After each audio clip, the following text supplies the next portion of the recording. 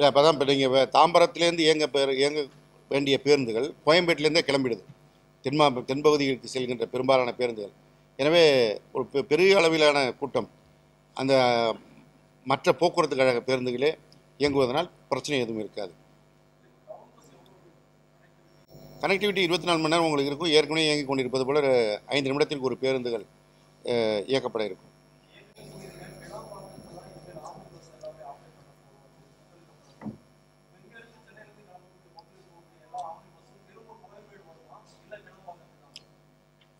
பொங்கல் வரை இங்கிருந்து செல்கின்ற பேருந்துகள் வழக்கம்போல் இயக்குவார்கள்.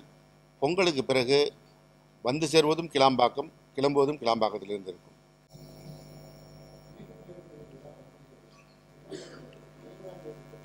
என்னங்க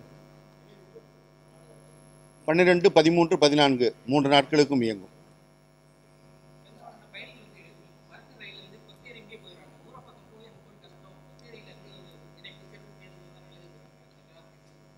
அது குறித்து ஆய்வு செய்து நடவடிக்கை எடுக்கப்படும்.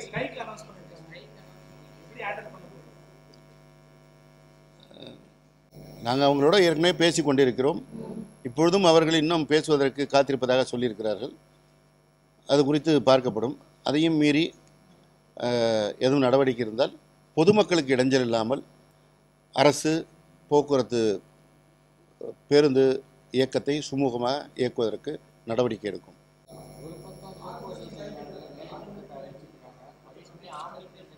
ஏற்கனவே நம்ம அவர்களுக்கு சொல்லியிருக்கிறோம் எதை செய்ய முடியும், எதை செய்வது சிரமம் என்பதனை. கடந்த அதிமுக ஆட்சி காலத்தில் அவர்கள் செய்யாமல் விட்டதை இப்பொழுது திராவிட முன்னேற்ற கழக ஆட்சி அமைந்த பிறகு செய்ய வேண்டும் என்று அதிமுக தொழிற்சங்கம் சொல்வதும் எடப்பாடி பழனிசாமி அவர்கள் சொல்லுவதும் வேடிக்கையான ஒன்று, விந்தையிலும் விந்தையாக இருக்கிறது. அவர்களால் முடியவில்லை என்று விட்டுவிட்டார்கள். அதை நாங்கள் செய்ய முடியாது என்று சொல்லவில்லை. நிதிநிலை சீரான பிறகு அவை செய்யப்படும் என்று தான் சொல்லியிருக்கிறோம். எனவே செய்யவே முடியாது என்று சொன்னவர்கள் நிதிநிலை சரியான பிறகு செய்வோம் என்று சொல்கின்ற எங்களை எதிர்த்து இந்த பேருந்து நிறுத்தத்தை வேலை நிறுத்தம் அறிவிப்பது என்பது பொதுமக்களுக்கு இடையூறு செய்வது என்பது தான் அரசியல் உள்நோக்கம் கொண்டது. தேர்தல் வருகின்ற நேரத்தில் இதை செய்தால் மக்களுக்கு அரசு மீது கோபம் வரும் என்ற எண்ணத்தில் செய்கிறார்கள். ஆனால் பொதுமக்கள் இதையெல்லாம் அறிவார்கள். அவர்களுக்கு இடைஞ்சல் செய்பவர்கள் மீது தான் பொதுமக்களுக்கு கோபம் வரும்.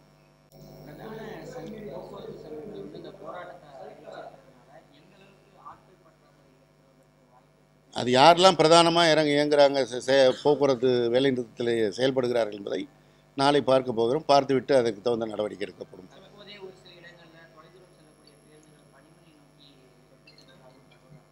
அது அதிமுகவின் தொழிற்சங்கம் அந்த வேலையில் இறங்கியிருப்பதாக சொல்கிறார்கள். அவர்களே ஒரு பக்கம் பேச்சுவார்த்தைக்கு அமைச்சர் அழைத்தால் வருவோம் என்று சொல்வதும், இன்னொரு பக்கம் அறிவிப்புக்கு முன்பாகவே வேலை நிறுத்தத்தில் ஈடுபடுவது என்பது தவறான ஒரு செயல். இது பொதுமக்களை பாதிக்கக்கூடியது. இது குறித்து நிச்சயமாக நடவடிக்கை எடுக்கப்படும். இது வழக்கமான ஒன்று தானே.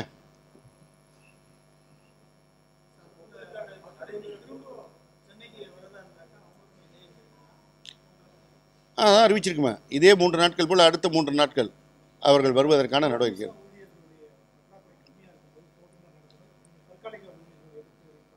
அது நாளைக்கு தேவை ஏற்படுகின்ற போது அது குறித்து முடிவெடுக்கப்படும். தேவை எடுப்பை பொறுத்து நாளைக்கு நீங்கள் பார்க்க தான் போகிறீங்க. நாளைக்கு என்ன சூழல்னு, பேருந்து எப்படி இயக்கப்பட போகிறதுன்னு பார்த்து கொண்டு முடிவு செய்யலாம்.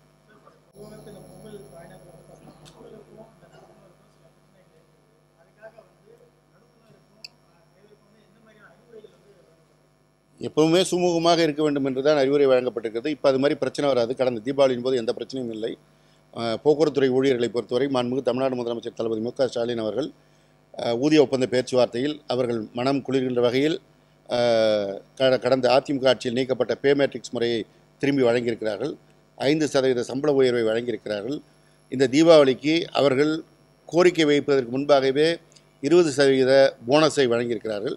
எனவே முதல்வர் மீது போக்குவரத்து தொழிலாளர்கள் மிகுந்த நம்பிக்கையோடு இருக்கிறார்கள். அவர்கள் நிச்சயமாக முதல்வருடைய எண்ணத்திற்கு மாறாக செயல்பட மாட்டார்கள்.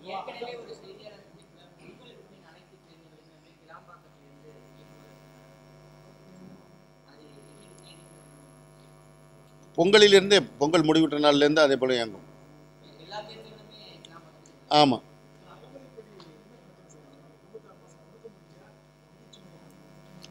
ஆமாம், கடந்த அதிமுக ஆட்சி காலத்தில் அந்த அகவிலைப்படி உயர்வை நிறுத்திவிட்டு போயிட்டாங்க. இப்பொழுது ஒரே நாளில் வந்து அதை வழங்க வேண்டும் என்று எதிர்பார்ப்பது சிரமமான விஷயம். அரசுக்கு இருக்கிற நிதி நிலைமை அனைவரும் அறிந்தது. கடந்த அதிமுக ஆட்சியில் ஏற்படுத்திவிட்ட போன கடன் சுமை, ஆட்சி துவக்கத்தில் கொரோனா காலத்தில் ஏற்பட்ட பொருளாதார நெருக்கடி, அதற்கு பிறகு இப்போ சமீபத்தில் ஏற்பட்ட இயற்கை பேரிடர், மிக்ஜாம் புயலால் சென்னை மாநகரத்தில் ஏற்பட்ட பாதிப்பு, அதற்கு ஒன்றிய அரசு நிதி தராத நிலையிலும் நம்முடைய மாண்புமிகு முதல்வர் அவர்கள் நிதி அளித்திருக்கிறார்கள். அதேபோல் தென் மாவட்டங்களான திருநெல்வேலி, தூத்துக்குடி பகுதியில் ஏற்பட்ட மிகப்பெரிய அதிக மழையால் ஏற்பட்ட இழப்பிற்கும் ஒன்றிய அரசு எந்த உதவியும் செய்யவில்லை. நம்முடைய மாண்புமிகு முதல்வர் அவர்கள் அவர்களுக்கான நிதியும் நிவாரணத்தையும் வழங்கியிருக்கிறார்கள். இந்த சூழலில் இதையெல்லாம் தொடர்ந்து செய்து வருகின்ற சூழலில் இருக்கின்ற நிதிநிலை காரணமாக கொஞ்சம் காத்திருக்க தான் வேண்டும். பொதுமக்களுடைய சிரமத்தில் நாமும் பங்கேற்கின்றோம், எல்லோரும் பங்கேற்க வேண்டும்.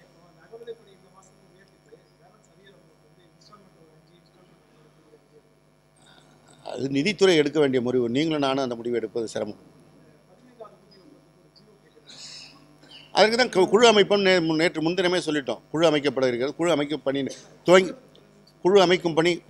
பணி துவங்கிவிட்டது. அதிமுக ஆட்சி காலத்தில் 3 ஆண்டுகளில் முடிக்க வேண்டிய பேச்சுவார்த்தையை முடிக்காமல் அவர்கள் பாக்கி வைத்து விட்டு போனதை திராவிட முன்னேற்ற கழக ஆட்சி வந்து தான் அதை நிறைவேற்றியது. எனவே அவர்கள் பாக்கி வைத்ததே நிறைவேற்றியது திராவிட முன்னேற்ற கழகம் என்னும்போது, திராவிட முன்னேற்ற கழக ஆட்சி காலத்தில் நடக்க வேண்டியது முறையாக நடக்கும். இன்னும் தெளிவாக சொல்ல வேண்டும் என்றால், இந்த பே மேட்ரிக்ஸ் முறையை அமல்படுத்த வேண்டும் என்று ஒரு போராட்டம் கூட யாரும் செய்யவில்லை. அதேபோல் தீபாவளி போனஸ் 20% வழங்க வேண்டும் என்று யாரும் போராடவில்லை.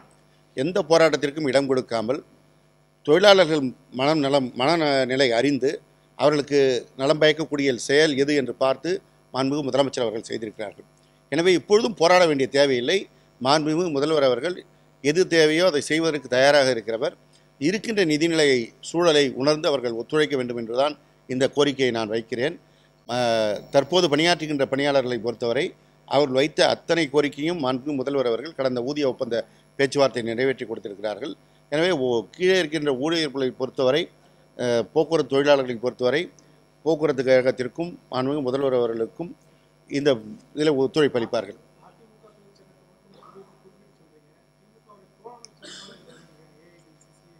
அது அவங்க வந்து எப்பயுமே போராட்டத்தை முன்னிறுத்தி சங்கம் நடத்துகிறவர்கள், அது அவர்களுக்கு இயல்பான ஒன்று.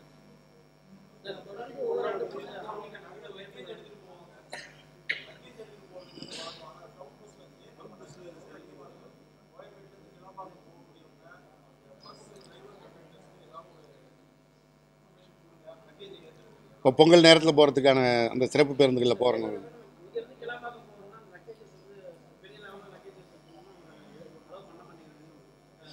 ஆய்வு செய்து நடவடிக்கை எடுக்கிறோம்.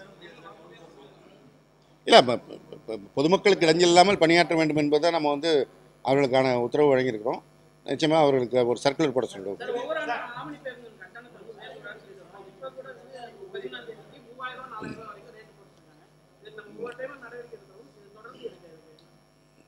அதாவது சில விஷயங்கள் வந்து நான் ஏற்கனவே சொன்னது போல் புதுசாக ஆம்னி பேருந்து வாங்கிட்டு பேருந்து உரிமையாளர்களாக வர்றவங்க இருக்காங்க. அவர்கள் புதிதாக வந்தோடனே இது மாதிரி சில நடவடிக்கைகள் இறங்குறாங்க. அப்புறம் இறங்கும்போது அப்புறம் நடவடிக்கை எடுக்கும்போது அப்புறம் அவர்கள் தங்களை மாற்றிக்கொள்கிறார்கள். அதனால் இது ஒரு தொடர் நடவடிக்கையாகத்தான் இருக்கிறது. கடந்த தீபாவளியின் போது பார்த்தீங்க, எந்த விதமான கட்டண உயர்வும் இல்லாமல் போக்குவரத்து ஆணையர் ஒரு கூட்டம் நடத்தி அதை சரி செய்தார். இப்பொழுது ஒரு சிலர் அந்த கட்டண உயர்வை செய்திருப்பதாக தகவல் வந்திருக்குது. அந்த ரெட் பஸ் ஆப்பு அந்த போன்ற செயலிகளுக்கெல்லாம் அறிவுரை வழங்கியிருக்கிறார்கள். நாளை ஆம்னி பஸ் உரிமையாளர்களோடு ஒரு கூட்டம் போக்குவரத்து ஆணையர் அவர்கள் நடத்த இருக்கிறார்கள். இந்த கூட்டத்தின் போது அவர்களுக்கு எச்சரிக்கை வழங்கப்படும். ஆய்வு உடனடியாக துவங்கப்படும். கூடுதல் கட்டணம் வசூலிக்கின்ற பேருந்துகளில் அந்த கட்டணம் திரும்பி வாங்கி பயணிகளுக்கு வழங்கப்படுவது மாத்திரமில்லாமல் அவர்கள் மீது கடும் நடவடிக்கை எடுக்கப்படும்.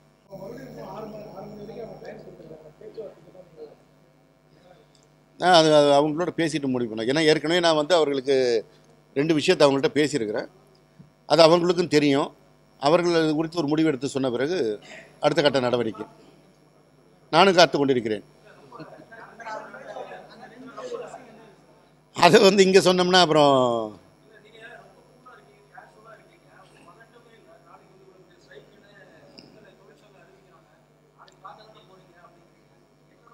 இல்லை, அதாவது பொதுமக்கள் பாதிக்கப்படக்கூடாதுங்கிறது தான் திட்டம்.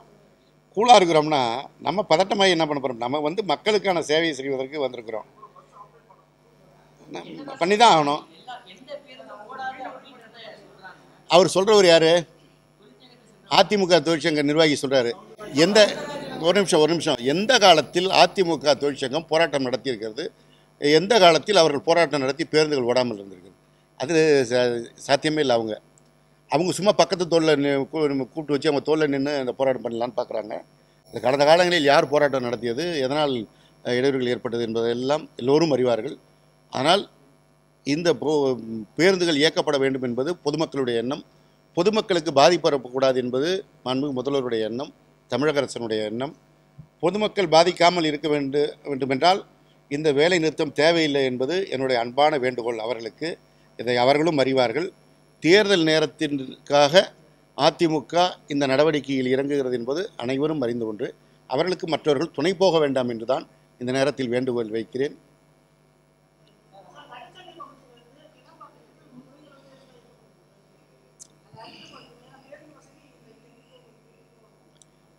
அது குறித்து ஏற்கனவே தகவல் வந்திருக்குது, ஆய்வு செய்ய சொல்லியிருக்கிறோம். நிச்சயமாக ஆய்வு செய்யப்பட்டு எந்த வழித்தடத்தில் கூடுதலாக இயக்க வேண்டும் என்று தேவைப்படுகிறதோ இயக்கப்படும்.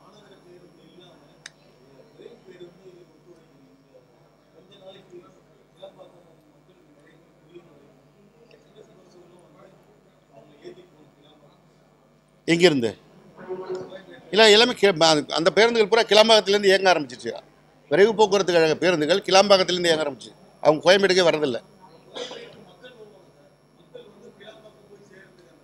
இல்லை, ஒரு நீங்கள் பாரிஸ்லேருந்து கோயம்பேடு போன துவக்கத்தில் கொஞ்சம் இப்படி தான் ஒரு சங்கடங்கள் இருந்தது. போக புரிந்து கொள்வாங்க. தொடர்ந்து அப்போல்லாம் ஊடக வசதி பெருசாக இல்லை. இப்போ நீங்கள்லாம் ஊடக நண்பர்கள் நிறைய பேர் இருக்கீங்க. இந்த தகவலை தொடர்ந்து கொண்டு போகிறீங்க. பொதுமக்களுக்கு இந்த தகவல் சென்று சேர்ந்ததுன்னா இந்த பிரச்சனை அப்படியே படிப்படியாக தீர்ந்து வரும்.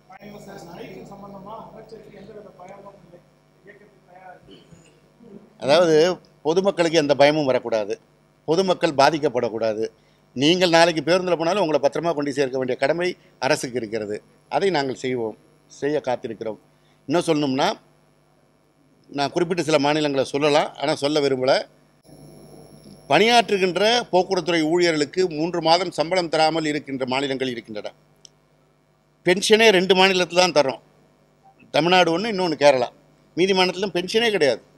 நீங்கள் பென்ஷன் கொடுத்த பிறகு அதில் அகவிலைப்படி உயர்வு கேட்பதையும் தர்றோம்னு தான் நம்முடைய அரசு சொல்லுது, நம்முடைய முதல்வர் சொல்கிறார்கள். காத்திருங்கள் என்று தான் சொல்கிறோம். நான் அப்போ காத்திருந்தேன்னா காத்திருந்தவர்களோடு இப்போ தோல் கொடுத்துட்டு போய் நின்று கேட்டால் அது தவறான ஒரு அணுகுமுறையாக இருக்கும். அரசுடைய கஷ்டத்தையும் மக்களுடைய நலனையும் புரிந்து கொண்டு தொழிற்சங்கங்கள் இயங்க வேண்டும். தொழிற்சங்கங்கள் தொழிலாளர்களுக்கு மாத்திரமானதல்ல, மக்களுக்கும் ஆனது என்பதை உணர வேண்டும் என்று அன்போடு கேட்டுக்கொள்கிறேன். 2024 பொங்கல் திருநாட்களை முன்னிட்டு சிறப்பு பேருந்துகள் இயக்குவதற்கான நடவடிக்கை குறித்து மாண்புமிகு தமிழ்நாடு முதலமைச்சர் அவர்கள் அறிவுரைப்படி இன்றைக்கு அனைத்து துறை அலுவலர்களோடு கலந்தாய்வு கூட்டம் நடைபெற்றது. கூட்டத்திற்கு போக்குவரத்துறை செயலாளர்கள் தலைமை தாங்கினார்கள். கூட்டத்தில் போக்குவரத்துறை ஆணையர், சிஎம்டிஏவுடைய உறுப்பினர் செயலர், அதேபோல் போக்குவரத்துறை அலுவலர்கள், இயக்குறுதித்துறை அலுவலர்கள், காவல்துறை அலுவலர்கள், சென்னை மாநகராட்சி அலுவலர்கள், நெடுஞ்சாலைத்துறை அலுவலர்கள் என அனைத்து துறை அலுவலர்களும் கலந்து கொண்டு இந்த கலந்தாய்வு கூட்டம் நடைபெற்றது. இந்த பொங்கலுக்கான சிறப்பு பேருந்துகள் 12ஆம் தேதி முதல் இயக்கப்படும். அப்படி இயக்கப்படுகின்ற பேருந்துகள் 14ஆம் தேதி வரை அந்த 3 நாட்களுக்கும் இயக்கப்படும்.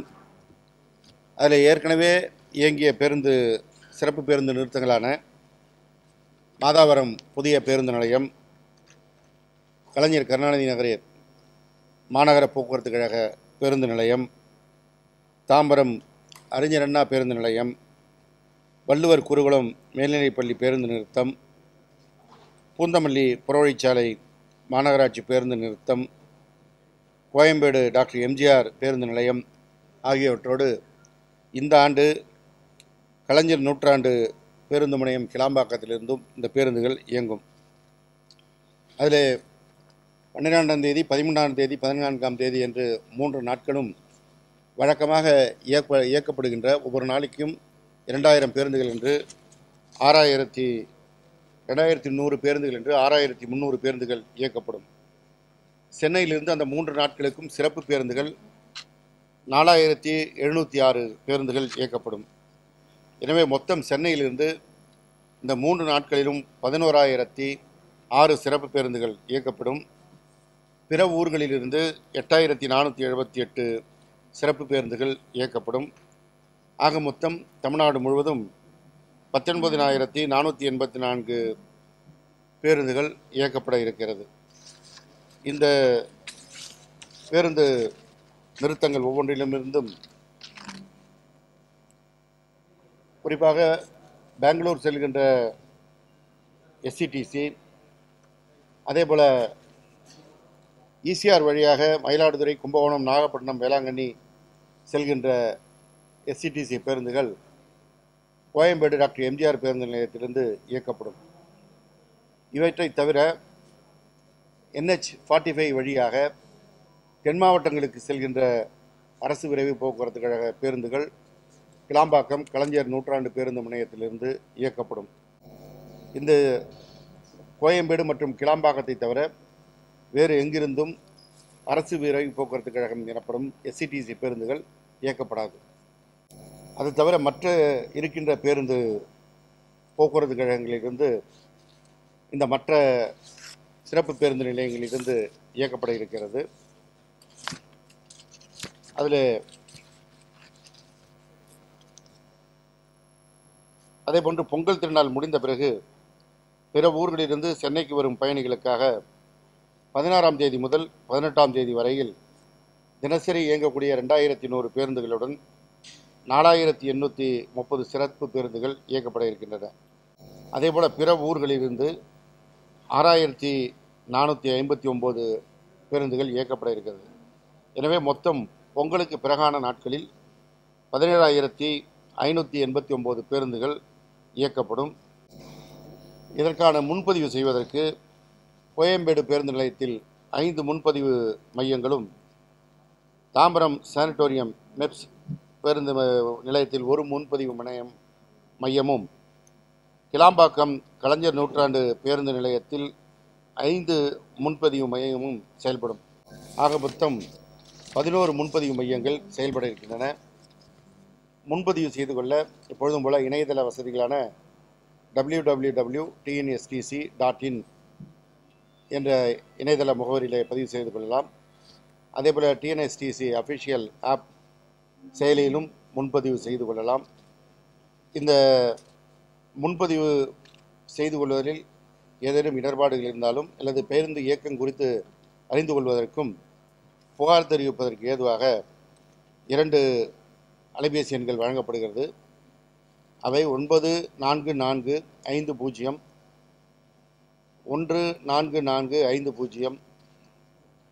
மற்றொரு எண் 9445014436 ஆகிய 2 எண்கள்.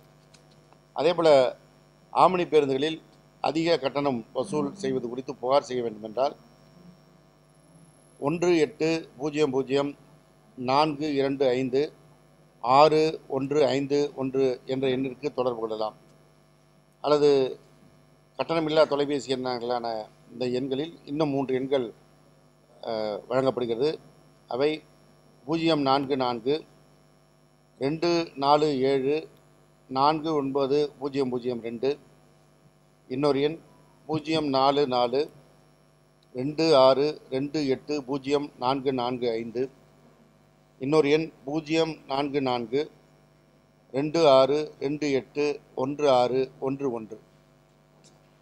அதேபோல் இந்த சிறப்பு பேருந்து நிலையங்களிலிருந்து மக்கள் செல்வதற்கு ஏதுவாக கோயம்பேட்டிலிருந்து டாக்டர் எம்ஜிஆர் பேருந்து நிலையத்திலிருந்து இந்த 5 சிறப்பு பேருந்து நிலையங்களுக்கும் மாநகர போக்குவரத்து கழகத்தின் இணைப்பு பேருந்துகள் 24 மணி நேரம் இயக்கப்படும். இதில் ஏற்கனவே தாம்பரம் ரயில் நிலையத்திலிருந்து இயங்கிய பேருந்து மாத்திரம் இப்பொழுது கோயம்பேட்டிலிருந்தே இயக்கப்பட இருக்கிறது. அந்த கோயம்பேடு டாக்டர் எம்ஜிஆர் பேருந்து நிலையத்திலிருந்து இயக்கப்பட இருக்கின்ற பேருந்துகள் விழுப்புரம், மதுரை, கும்பகோணம், சேலம், கோயம்புத்தூர், திருநெல்வேலி கோட்டத்தை சேர்ந்த பேருந்துகள். அதில் குறிப்பாக மயிலாடுதுறை, நாகப்பட்டினம் வழித்தடங்களிலும், திருச்சி, கரூர் வழித்தடங்களிலும், மதுரை, திருநெல்வேலி வழித்தடத்திலும், தூத்துக்குடி, திருச்செந்தூர் வழித்தடத்திலும் செல்லும் பேருந்துகள் கோயம்பேடு பேருந்து நிலையத்திலிருந்து இயங்கும். அதேபோல் போரூர், சேத்துப்பட்டு, வந்தவாசி, செஞ்சி மார்க்கமாக செல்லும் பேருந்துகளும் இங்கிருந்து இயங்கும். திண்டிவனம் வழியாக பண்ருட்டி, நெய்வேலி, வடலூர், காட்டுமன்னார்குடி வழி சிதம்பரம் செல்கின்ற பேருந்துகள் இந்த கோயம்பேடு பேருந்து நிலையத்தில் இயங்கும். அதேபோல் திண்டிவனம், விழுப்புரம், கள்ளக்குறிச்சி, திருக்கோவிலூர், அரியலூர், திட்டக்குடி, செந்துறை, ஜெயங்கொண்டம், காரைக்குடி, புதுக்கோட்டை, திண்டுக்கல், திருப்பூர், பொள்ளாச்சி, ராமநாதபுரம், சேலம், கோயம்புத்தூர் போன்ற பகுதிகளுக்கு செல்கின்ற பேருந்துகளும் இங்கிருந்து இயங்கும். வழக்கம் போல ஆற்காடு, ஆரணி, வேலூர், தருமபுரி, கிருஷ்ணகிரி, திருப்பத்தூர், காஞ்சிபுரம் ஒசூர் செல்கின்ற பேருந்துகள் பூவிருந்தவள்ளி புறவழிச்சாலை மாநகர பேருந்து நிறுத்தத்திலிருந்து இயங்கும். முடிச்சூர் சாலையில் இருக்கின்ற வள்ளுவர் குருகுலம் மேல்நிலைப் பள்ளியிலிருந்து, தாம்பரத்திலிருந்து ஒரகடம் வழியாக காஞ்சிபுரம், வேலூர், ஆரணி செல்லும் பேருந்துகள் இயக்கப்படும். தாம்பரம் சானிட்டோரியம் அறிஞர் அண்ணா மெப்ஸ் பேருந்து நிலையத்திலிருந்து திண்டிவனம், விக்கிரவாண்டி, பண்ருட்டி வழியாக கும்பகோணம், தஞ்சாவூர் செல்லும் அனைத்து அரசு போக்குவரத்து கழக பேருந்துகள் இயக்கப்படும். கலைஞர் கருணாநிதி நகர் மாநகர போக்குவரத்து கழக நிலையத்திலிருந்து கிழக்கு கடற்கரை சாலை வழியாக புதுச்சேரி, கடலூர், சிதம்பரம் செல்லும் பேருந்துகள் இயக்கப்படும். மாதவரம் புதிய பேருந்து நிலையத்திலிருந்து பொன்னேரி, கும்மிடிப்பூண்டி, ஊத்துக்கோட்டை மற்றும் செங்குன்றம் வழியாக ஆந்திர மாநிலத்திற்கு செல்லும் பேருந்துகள் இயக்கப்படும். எனவே இந்த அறிவிப்புகளை ஒட்டி பொதுமக்கள் தங்களுடைய பயணத்தை திட்டமிட்டுக் கொள்ள இந்த நேரத்தில் அன்போடு வேண்டுகிறோம். இந்த பயணங்கள் சிறப்பான முறையில் அமைவதற்கு மாண்புமிகு தமிழ்நாடு முதலமைச்சர் அவர்கள் உத்தரவுப்படி போக்குவரத்து கழகமும் மற்ற துறைகளும் இந்த நடவடிக்கைகளை சிறப்பாக இயங்கும்.